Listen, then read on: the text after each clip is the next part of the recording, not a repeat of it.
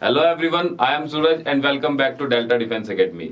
उम्मीद करता हूं सब लोग अच्छे होंगे, बढ़िया करके पढ़ रहे होंगे। ज्यादा टाइम बचा नहीं है आप लोगों के एग्जाम के लिए, तो जितनी मेहनत करनी है एनडीए और सीडीएस के लिए, दिस इज द टाइम।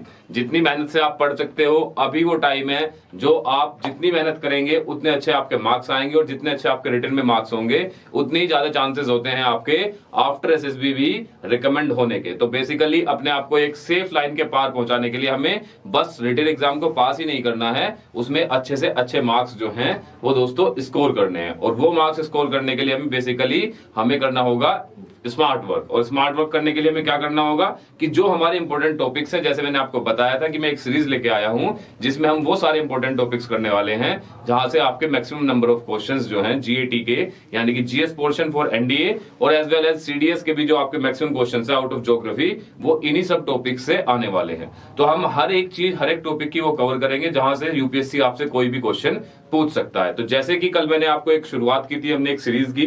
कल हमने पढ़ा था दोस्तों वोल्केनोज के बारे में। कल मैंने आपको बेसिक फीचर्स बताई थी वोल्केनोज की, कि हमारा जो वोल्केनो होता है वो बेसिकली होता क्या है। ज्वालामुखी उद्गार की हमने कल बात की थी। तो मैंने आपको बताया था कि ज्वालामुखी का उद्गार, ये वोल्केनिक इरप्शन जो है वो कैसे कैसे हो सकता है, क्या क्या उसके कंपोनेंट्स होते हैं, कहां से हमारा वोल्केनिक इरप्शन शुरू होता है, कैसे कैसे वो हमारा अर्थ के बाहर लावा बनकर निकलता है। ठीक है, तो जो धधकता हुआ लावा हम देखते हैं वो कहां से आता है, क्या क्या उसकी फीचर्स है, ये मैंने आपको कल भी बताया था। कि देखो होता ये है कि हमारा जो एस्थेनोस्फीयर है उसमें क्या होते हैं, मोल्टन मटेरियल होते हैं बहुत तरह के। ठीक है, बहुत तरह के हमारे क्या होते हैं दोस्तों, मोल्टन मटेरियल्स होते हैं, अलग अलग एलिमेंट्स होते हैं, रेडियो एक्टिव मेटल्स भी उसके अंदर मटेरियल्स जो है हमारे, या फिर हम कह सकते हैं रेडियो एक्टिव एलिमेंट्स जो हैं वो भी हमारे एस्थेनोस्फीयर के अंदर होते हैं, जहां पर बनता है हमारा क्या दोस्तों, एक मैग्मा चैम्बर।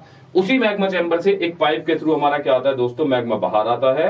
उसी मैग्मा से जो बाहर आता है उसे हम दोस्तों क्या बोलते हैं, उसे ही हम बोलते हैं लावा। ठीक है, तो उसकी मैंने आपको बताया था कि क्या क्या फीचर्स उसके हो सकते हैं। ये कुछ इंट्रूसिव लैंडफॉर्म्स बनाता है और कुछ एक्सट्रूसिव लैंडफॉर्म्स बनाता है दोस्तों। इंट्रूसिव लैंडफॉर्म्स में हमने बात की थी, सिल्स हमारा इंट्रूसिव लैंडफॉर्म का एग्जाम्पल था दोस्तों, लेकोलिथ। ठीक है, एक हमारा दोस्तों था फेकोलिथ, एक थे हमारे बैथोलिथ। ओके दोस्तों, एक था हमारा लेकोलिथ, फेकोलिथ, एक हमारा लेपोलिथ, और थे हमारे दोस्तों डाइक्स। तो ये बेसिकली क्या थे, ये सारे के सारे हमारे क्या थे, ये हमारे सारे इंट्रूसिव लैंडफॉर्म्स के एग्जांपल थे। इसी के साथ हमारे कुछ एक्सक्लूसिव लैंडफॉर्म्स के भी एग्जांपल होते हैं, जैसे माउंटेन्स बनाते हैं हमारे। ठीक है, जैसे एग्जांपल के लिए माउंट किलिमंजारो। ठीक है, ये कैसा है, वोल्केनिक माउंटेन है, और ये हाईएस्ट पीक है कहां की दोस्तों, highest peak of Africa continent, highest peak of Africa continent दोस्तों। ठीक है, इसी तरह से हमारा क्या है, माउंट टेक्नकोवा। ये भी क्या है दोस्तों, ये भी एक माउंटेनिक, हम कह सकते हैं वोल्केनिक माउंटेन है। और ये कहां की हाईएस्ट पीक है हमारी, ये दोस्तों हमारी हाईएस्ट पीक है साउथ अमेरिका की, highest peak of south America. तो देखो ये सारी हमारी कैसी पीक्स है दोस्तों, ये हमारी वोल्केनिक इरप्शन की वजह से पीक्स बनी है। इसी तरह से हमने क्या देखा था कि जब हमने प्लेट टेक्टोनिक्स पढ़ा था तब हमने बात की थी कि हमारा जो मिड अटलांटिक ओशन है वहां पर एक रिज बनती है। तो जो रिज का फॉर्मेशन हुआ है वहां पर पूरी माउंटेन रेंज का फॉर्मेशन हुआ है दोस्तों, वो भी वोल्केनिक इरप्शन की वजह से ही कहीं ना कहीं हुआ है। तो बेसिकली हम देखते हैं कि हमारी अर्थ की सरफेस पर बीनीथ द सरफेस और ओवर द सरफेस बहुत सारे लैंडफॉर्म्स का फॉर्मेशन में हमारे जो माउंटेन्स हैं हमारे जो वोल्केनोज हैं वो काफी इंपॉर्टेंट रोल प्ले करते हैं। तो उसी को आज हम आगे बात करेंगे। आज हम इसके आगे चलेंगे, आगे देखेंगे कि बेसिकली और क्या क्या फीचर्स हमारे वोल्केनिक इरप्शंस की वजह से बनते हैं दोस्तों, या किस किस तरह के हमारे वोल्केनिक इरप्शन से क्या क्या चीजें होती है। तो दोस्तों सबसे पहले हम समझेंगे कि हमारा जो वोल्केनिक इरप्शन है वो किस तरह से हो सकता है। ओके, उसके बाद आप लोगों को खुद समझ में आ जाएगा कि किस किस तरह के यहाँ पर वोल्केनिक इरप्शन की चीजें हम देख सकते हैं। ओके दोस्तों, तो देखिए इसे ऐसे समझिए, कल मैंने आप लोगों को एक बात बताई थी कि हमारा जो लावा होता है, लावे के हमने कल दो टाइप्स की बात की थी। हमारे लावा दो टाइप्स का होता है, एक होता है हमारा दोस्तों एसिडिक लावा, और एक होता है दोस्तों हमारा बेसिक लावा। एसिडिक लावा जो होता है दोस्तों उसकी विस्कोसिटी होती है हाई। विस्कोसिटी हाई का मतलब क्या है कि वो ज्यादा दूर तक नहीं फैलेगा। ठीक है, वो क्या होगा, वो ज्यादा दूर तक नहीं फैलेगा, वो एक लिमिटेड एरिया तक ही रहेगा।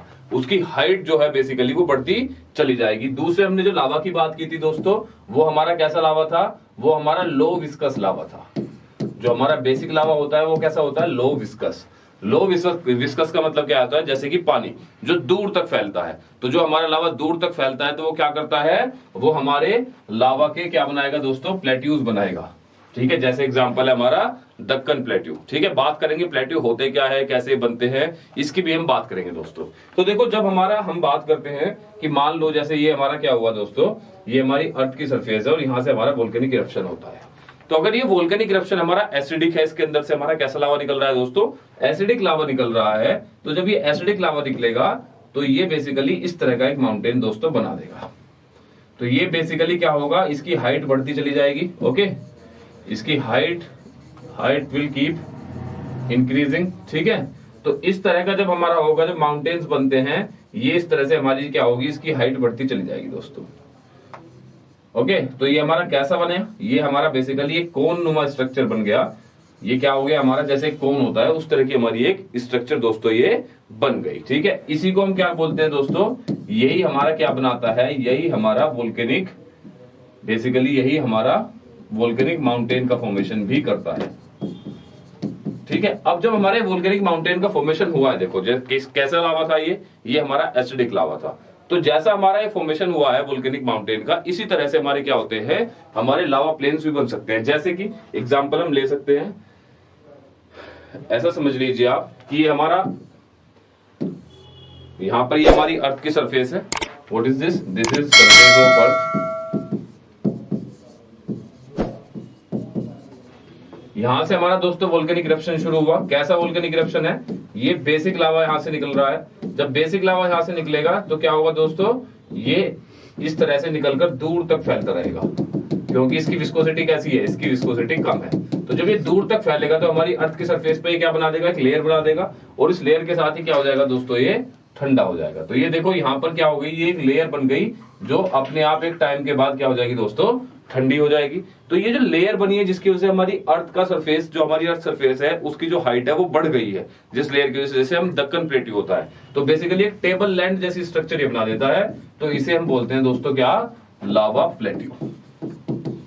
तो इस तरह के एक्सक्लूसिव लैंडफॉर्म भी क्या बना सकता है, हमारा लावा बना सकता है। अब देखो जो हमारा वोल्केनिक इरप्शन होता है, बेस्ड अपॉन दैट इरप्शन, जो हमारी गैसेस उससे निकलती है, जो चीजें हमारी अंदर से उसके निकल रही हैं, उनसे भी हम काफी सारी चीजें सीख सकते हैं, ये समझ सकते हैं। जैसे कि आप समझिए इसे, मैं आपको सारी पीपीटी में सारी चीजें दिखाऊंगा, बट प्लीज जो हम यहाँ बात कर रहे हैं ना, उसे आप कोशिश कीजिए कि वो सारी बात चीजें आप अपनी कॉपी में नोट डाउन कर सके। अगर आप खुद से नोट डाउन करेंगे, मैं हर एक वीडियो में बोलता हूँ आप लोगों से कि वो आपके लिए काफी बेनिफिशियरी होने वाली है। देखो हमने बात की थी कि जब हमारा कोई वोल्केनिक इरप्शन होता है, जब भी दोस्तों हमारा कोई वोल्केनिक इरप्शन होता है तो उसमें से गैसेस निकलती हैं। क्या निकलती हैं दोस्तों, गैसेस निकलती हैं।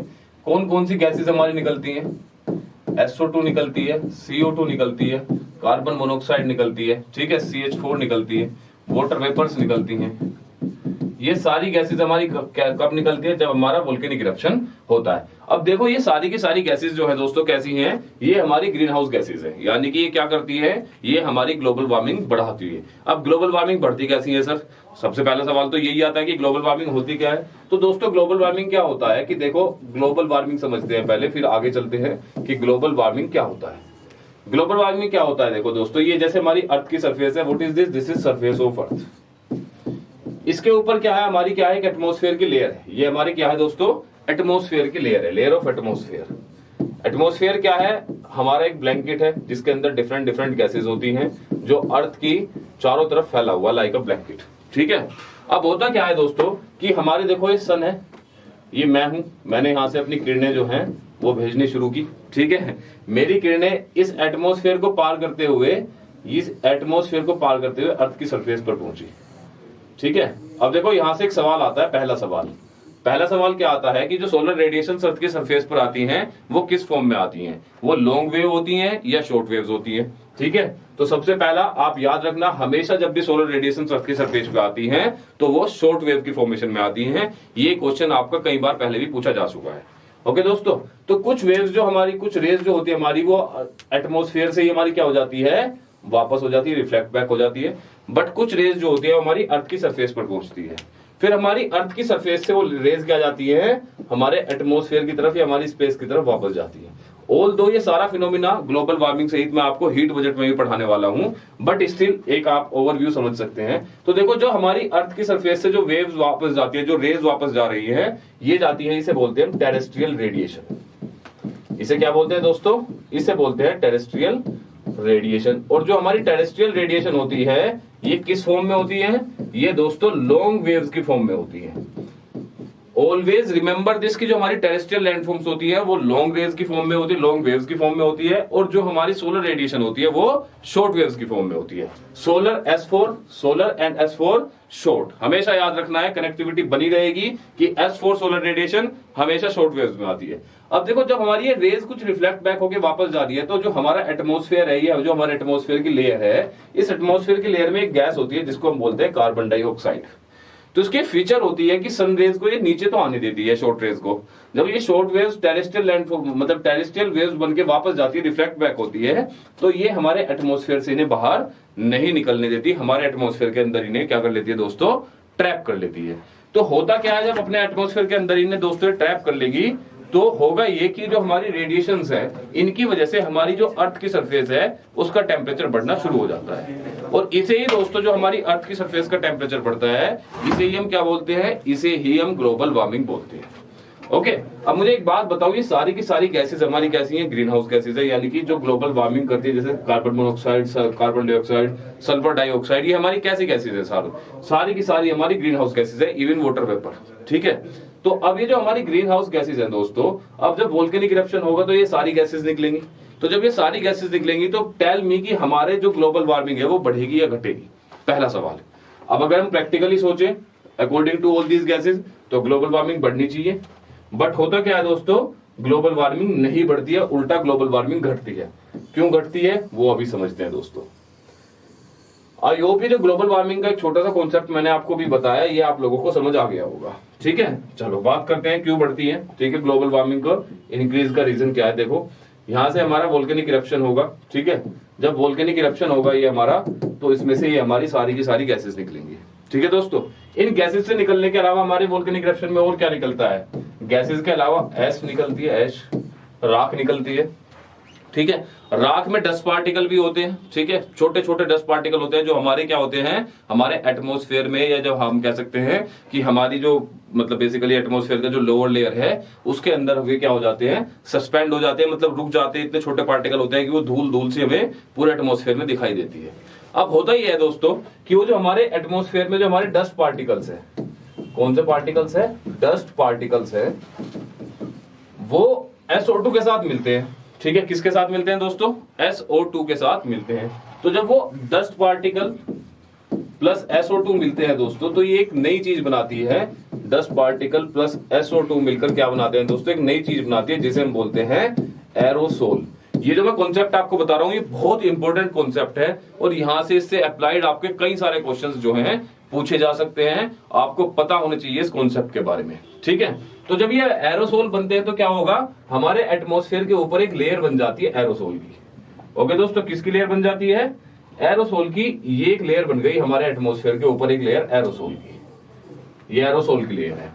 तो एरोसोल की दोस्तों एक क्वालिटी होती है। अब देखो, ग्लोबल वार्मिंग कब होगी, ग्लोबल वार्मिंग तभी तो होगी ना जब सनरेज जो है हमारी नीचे आएंगी, अर्थ की सरफेस से वापस जाएंगी और हमारा एटमॉस्फेयर उन्हें ट्रैप कर लेगा और रोक देगा और वापस नहीं जाने देगा, तभी तो हमारी ग्लोबल वार्मिंग होगी।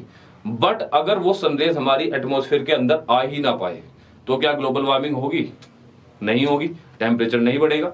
तो एरोसोल एग्जैक्टली यही करता है कि जो हमारी सोलर रेडिएशन आती है, ये जो हमारी सोलर रेडिएशन आ रही है दोस्तों, उन सोलर रेडिएशन को, ये मान लो सोलर रेडिएशन है हमारी, तो इन सोलर रेडिएशन को क्या करता है, ये यहीं से रिफ्लेक्ट बैक कर देता है। तो जब हमारी सोलर रेडिएशन अंदर नहीं आएंगी तो क्या होगा दोस्तों, ग्लोबल वार्मिंग बढ़ेगी या घटेगी, तो ग्लोबल वार्मिंग घटेगी। ओके, तो क्या होता है, जब भी हमारा कोई वोल्केनिक इरप्शन होता है, चाहे उसके अंदर से कितनी भी हमारी ग्रीन हाउस गैसेज निकले, हमेशा क्या होता है दोस्तों, ग्लोबल वार्मिंग डिक्रीजेस। तो ग्लोबल वार्मिंग कम करने के लिए हमारा जो वोल्केनिक इरप्शन है वो हमारी काफी हेल्प करता है। बट देखो, हर एक चीज का फायदा भी होता है, नुकसान भी होता है ना। तो फायदा तो क्या हुआ कि ग्लोबल वार्मिंग डिक्रीज हो गई, लेकिन इसका नुकसान क्या होगा। अब देखो, ये जो हमारा SO2 है, इसकी नेचर कैसी होती है, इसकी SO2 होता है दोस्तों हमारी, इसकी नेचर होती है सल्फर डाइऑक्साइड की एसिडिक। अब ये सस्पेंडेड है हमारे एटमॉस्फेयर के अंदर। ओके दोस्तों, अब क्या होगा कि जब भी हमारा क्या होगा, बारिश होगी, जैसे ही हमारी ऊपर से क्या होगा, रेनफॉल होगा, तो ये जब हमारा रेनफॉल होगा तो हमारी बारिश के साथ SO2 भी नीचे आएगा, और जब SO2 बारिश के साथ नीचे आएगा then it will give rise to acidic rain. तो जब हमारा, अब आपसे क्वेश्चन क्या पूछा जाएगा कि जब भी आपका वोल्केनिक इरप्शन होता है तो ग्लोबल वार्मिंग इंक्रीजेस और डिक्रीजेस, तो ग्लोबल वार्मिंग डिक्रीजेस। लेकिन अगर आपका वोल्केनिक इरप्शन हुआ है तो एसिडिक रेन जो होती है हमारी वो बढ़ेगी या घटेगी, तो एसिडिक रेन विल इंक्रीज। तो दोनों कॉन्सेप्ट आपको ये हमेशा याद रखने हैं कि हमेशा क्या होता है, जब हमारा वोल्केनिक इरप्शन होता है तो ग्लोबल वार्मिंग घटती है हमारी, डिक्रीज होती है, वहीं जो हमारी एसिड रेन होती है दोस्तों वो हमारी इंक्रीज होती है। ठीक है, क्यों घटती है या क्यों इंक्रीज होती है, ये आई होप आपको ये कॉन्सेप्ट समझ आ गया होगा एरोसोल का भी। अगर नहीं आया है तो प्लीज रिवाइंड कीजिए इस वीडियो को और दोबारा देखिए, आई होप आप ये सारी चीजें समझ जाओगे। ओके दोस्तों, आगे चलते हैं, आगे बात करते हैं। अब हम देखते हैं कि क्या क्या हमारा बचा है जो हमें समझना है अपना वोल्केनिक इरप्शन में। ओके, मैंने आपको इंट्रूसिव एक्सट्रूसिव लैंडफॉर्म्स बता दिए। ठीक है, आगे बात करते हैं। देखो हमारे जो वोल्केनोज हो सकते हैं उनके क्लासिफिकेशन की हम बात करते हैं कि कितने टाइप के वोल्केनोज हमारे दोस्तों हो सकते हैं। तो अगर हम बात करें उनकी पीरियडिसिटी के हिसाब से तो दोस्तों हमारे 3 तरह के वोल्केनोज हो सकते हैं। पहला होता है हमारा एसिडिक वोल्केनो, एक्टिव वोल्केनो, दूसरा होता है हमारा डोरमेंट वोल्केनो, और तीसरा होता है हमारा एक्सटिंक्ट वोल्केनो। इन्हें ऐसे समझिए आप सबसे पहले एक्टिव वोल्केनो को कि वो वोल्केनो जो अभी भी जिनसे लावा हमारा बाहर निकल रहा है, वो सारे वोल्केनोज जिनसे हमारा लावा अभी भी बाहर निकल रहा है उन्हें दोस्तों हम क्या कहते हैं, उन्हें हम कहते हैं एक्टिव वोल्केनो। ठीक है, इसके एग्जांपल है जैसे माउंट इटना, ठीक है, सिसिली में है ये, माउंट स्ट्रोम्बोली, ये हमारा light house of the Mediterranean इसे बोला जाता है, याद रखना इंपॉर्टेंट है। ठीक है, इसके बाद माउंट कोटापेक्सी है हमारा। देखो एक माउंट कोटापेक्सी है, एक ओजोस डेल सेलेडो है। ये दोनों को आप कभी हम देखते हैं mount Cotopaxi highest active volcano and कभी हम देखते हैं Ojos del Salado highest active volcano की तरह। ओके, तो ये 2 वोल्केनो हमारे हैं, कौन कौन से, mount कोटापेक्सी and Ojos del Salado. ठीक है, इसके अलावा दोस्तों,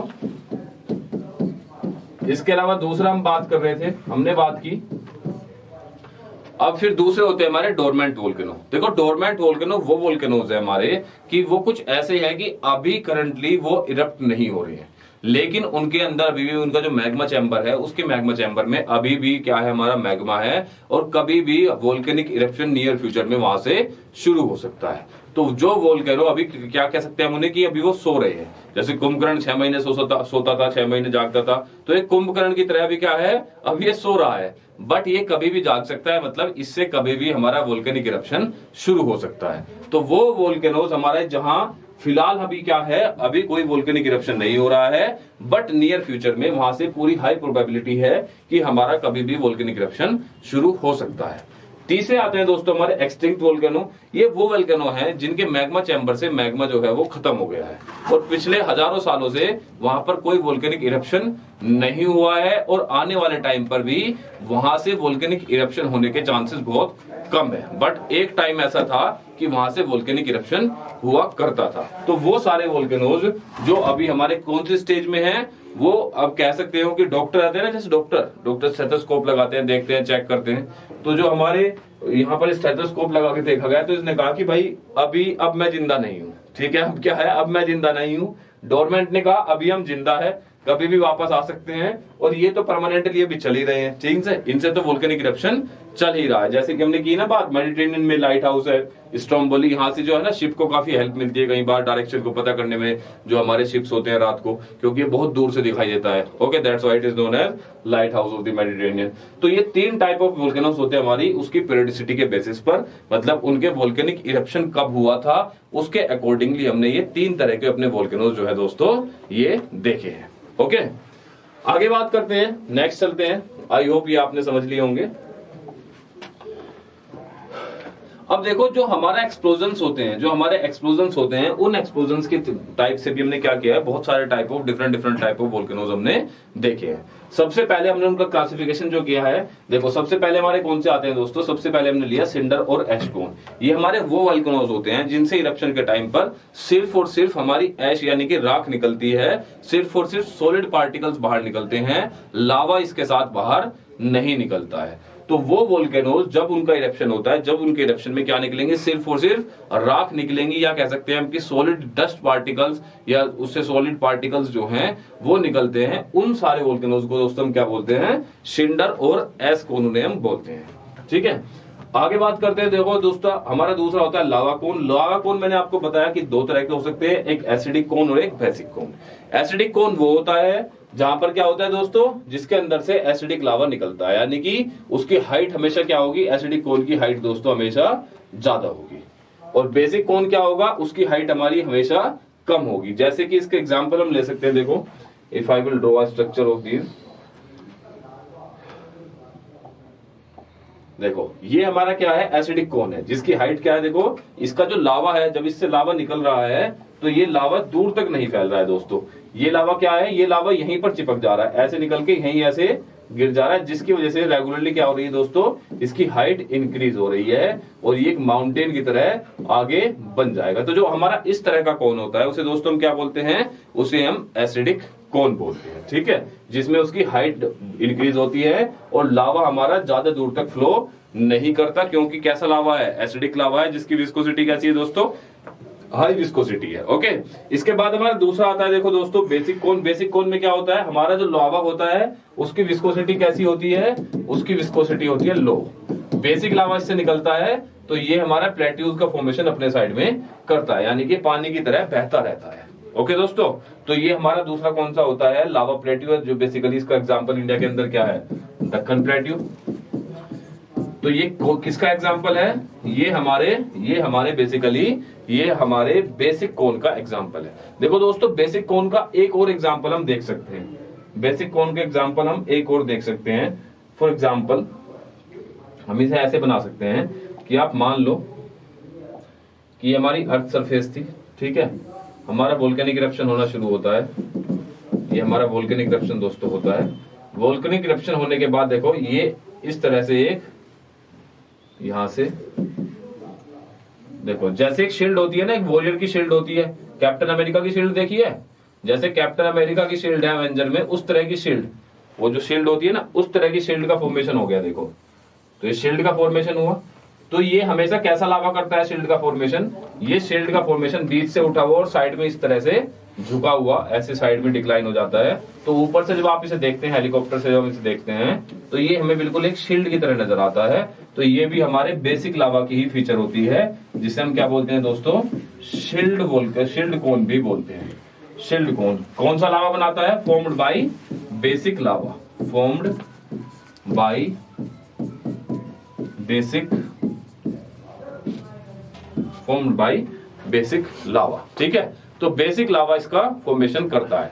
ये कौन सा है हमारा दोस्तों, शील्ड कोन है। ठीक है, आगे की बात करते हैं, आगे समझते हैं हमारा और कौन कौन से कोन्स हो सकते हैं, हम उनकी बात देखते हैं। ओके, आई होप ये आपको समझ आ गया होगा। आगे चलते हैं। ठीक है, देखो आगे आता है हमारा पैरासाइटिक कोन। मैंने आपको वोल्केनो में बताया था कि जब हमारा वोल्केनिक इरप्शन होता है तो होता क्या है, एक तो हमारा मेन वेंट होता है जिससे मेन वोल्केनिक इरप्शन होता है। लेकिन मान लो कि वो हमारा कैसा है, देखो जैसे ये हमारा कैसा हो सकता है, ये हमारा एसिडिक लावा है। तो एसिडिक लावा में क्या होता है दोस्तों कि हमारा विल ड्रॉ इट, देखो ये हमारा एसिडिक लावा है। तो हमारा जब एसिडिक लावा इस तरह से निकल रहा होगा, इसे और अच्छे से ड्रॉ करते हैं, then you will came to know. Okay दोस्तों, ये इस तरह से मान लेते हैं वोल्केनिक पाइप, ये हमारा एसिडिक लावा था। ठीक है, ये यहीं पर इस तरह से होता रहा। अब होगा क्या दोस्तों कि एक टाइम के बाद जो होगा, यहाँ पर एक प्लग लग जाएगा यहाँ पर, यानी कि जो लावा होगा यहाँ पर, वो भी क्या हो जाएगा दोस्तों, यहाँ पर लावा कूल डाउन हो गया, जिसकी वजह से क्या हो गया, वोल्केनिक इरप्शन हमारा ऊपर की तरफ से होना क्या हो गया, बंद हो गया। ठीक है, अब इस सिनेरियो में क्या होता है कि कई बार हमारा जो ये होते हैं ना छोटे छोटे, यहाँ से भी इस तरह से, यहाँ से भी वोल्केनिक इरप्शन छोटे छोटे कोन से भी होना शुरू हो जाता है। ठीक है,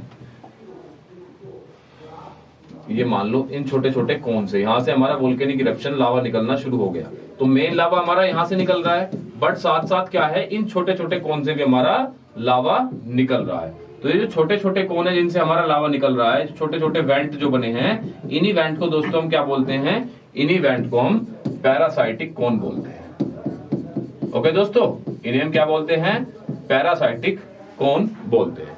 I hope you got it, कि नहीं हमने क्या बोला, पैरासाइटिक कोन बोला। अब देखो होता क्या है कि जो हमारा वोल्केनिक इरप्शन होता है, जब हमारा एसिडिक लावा निकलता है, तो एसिडिक लावा में कई बार ऊपर एक डक्ट लग जाती है, यानी कि जब लावा सोलिडिफाई हो जाएगा ऊपर ही, तो मेन होल क्या हो गया दोस्तों, बंद हो गया। अब नीचे क्या होगा, दोबारा से प्रेशर बिल्डिंग होती रहेगी। जब प्रेशर बिल्डिंग नीचे होती रहेगी तो एक टाइम ऐसा आएगा कि प्रेशर कुकर की तरह इसके अंदर क्या हो जाएगा, प्रेशर बहुत ज्यादा हो जाएगा, और जब वो प्रेशर की वजह से हमारा क्या होगा, इस एक्सप्लोजन के साथ इस डक्ट को बाहर फेंकेगा, तो हमारे यहाँ क्या होगा, एक एक्सप्लोजन होगा। तो जब ये एक्सप्लोजन होता है इस तरह का, तो हमारे कुछ अलग अलग तरह के कोन बनते हैं। वो कैसे कोन बनते हैं, देखो, जैसे कि मान लो ये हमारा एक लावा था, मतलब सॉरी ये हमारा क्या था, वोल्केनो था, एसिडिक वोल्केनो है दोस्तों ये। आई होप आप देख पा रहे होंगे, एसिडिक वोल्केनो है, ठीक है। ये हमारा एसिडिक वोल्केनो है, यहाँ पर डक्ट लगी थी जिसकी वजह से क्या होता है, एक्सप्लोजन होता है।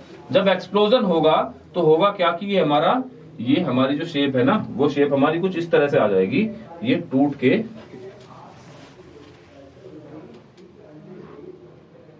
कर दे भाई,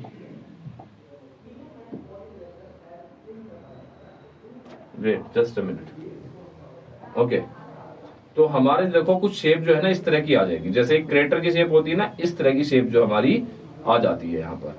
तो जब हमारी किसी भी कोन के ऊपर इस तरह की शेप आती है, देखो ये कोन है ना हमारा, कोन के ऊपर शेप आती है ये वाली, तो ये क्या बना, ये एक क्रेटर की तरह बन गया दोस्तों। ये क्या बना, एक क्रेटर की तरह बन गया, ऐसे भी हम समझ सकते हैं। ये देखो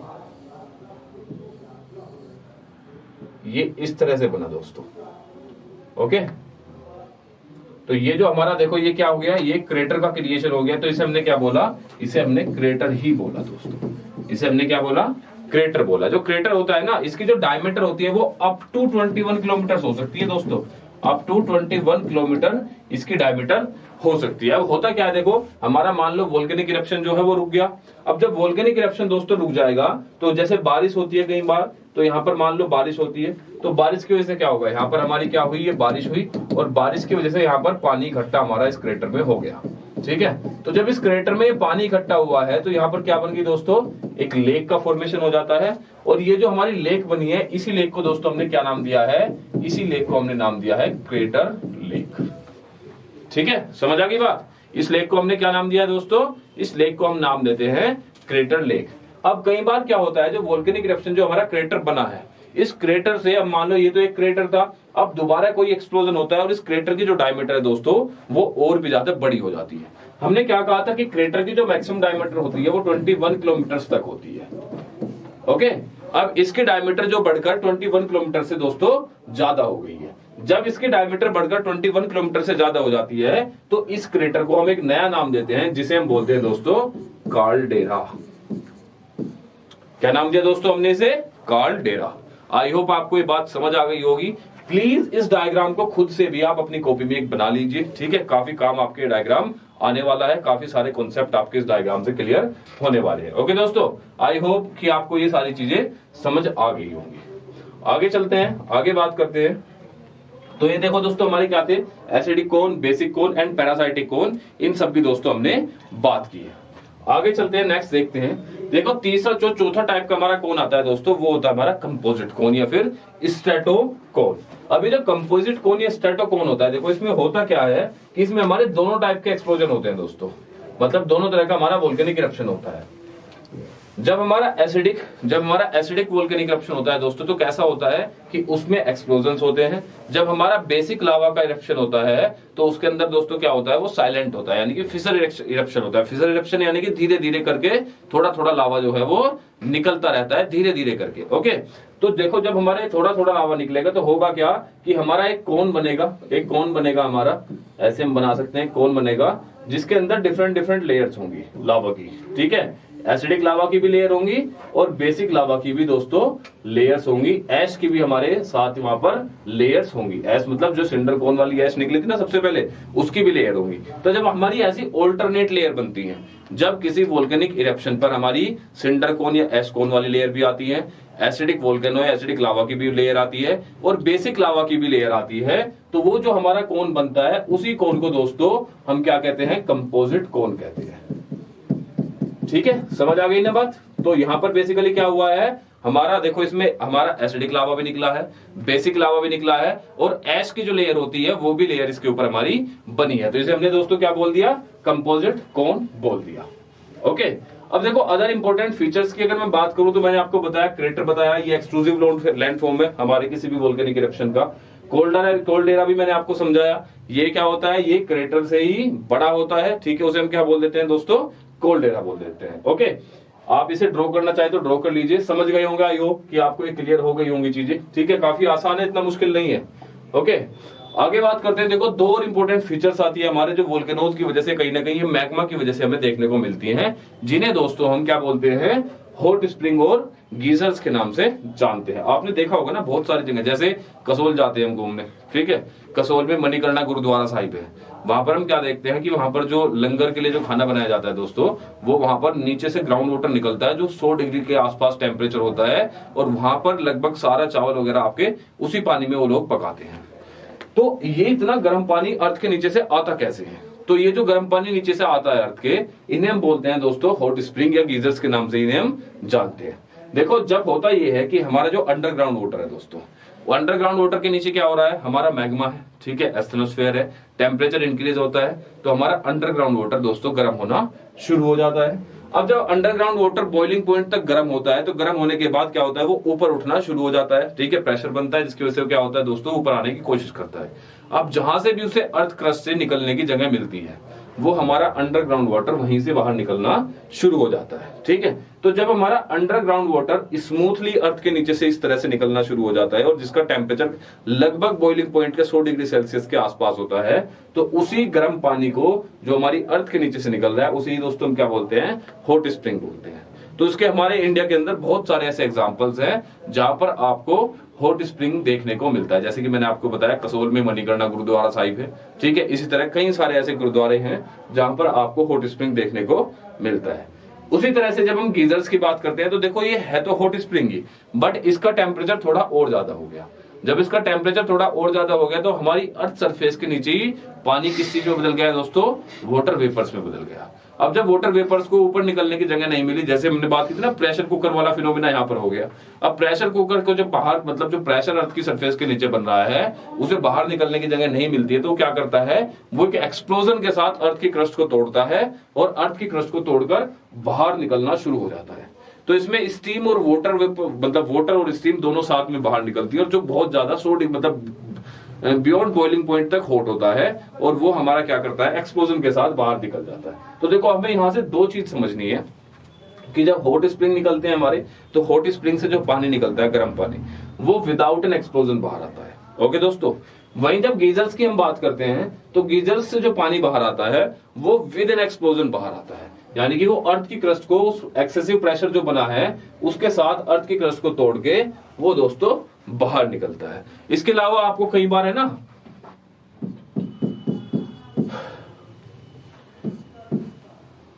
मड पूल्स भी आपको देखने को मिल सकते हैं जिन्हें हम अलग अलग नाम से जानते हैं। जब हमारा क्या होता है, जब पानी बाहर निकल रहा होता है और उसके साथ साथ ऐश और जो हमारे अलग वो है मटेरियल्स जो है उनके साथ मिलके कीचड़ की तरह पानी बाहर निकलता है, तो उसे हम मड पूल भी कई बार बोल देते हैं। तो इस तरह की कई सारी जो चीजें हैं हमारी, वो हमारी मैग्मा की हीटिंग की वजह से हमें देखने को मिल सकती हैं। तो आई होप कि आपको सारा वोल्केनोज के हमारे जितनी भी सारी चीजें हैं, अब देखो उसमें है क्या, आपको कई सारे इंपॉर्टेंट वोल्केनोज हैं जो मैंने आपको इस जो अपने पीपीटीज हैं अगर आप इन्हें देखोगे तो उसमें हमने कई सारे माउंटेन्स या बेसिकली हमने किसकी बात की है, वोल्केनोज की बात की है। तो आप देखना कि वो सारे जैसे माउंट फिजी, ठीक है, माउंट आपका एटना हो गया, ठीक है, एक्नाकोगुआ हो गया, किलिमंजारो हो गया, स्ट्रोम्बोली हो गया, कोटोपैक्सी हो गया, ओज़ोस डेल सेलेडो हो गया, मोना लोआ, किला लोआ, हवाईयन आइलैंड के हमारे। तो ये सारे जो वोल्केनोज है आपको, तो एक बार आप खुद से भी इन सारे वोल्केनोज को पढ़ना।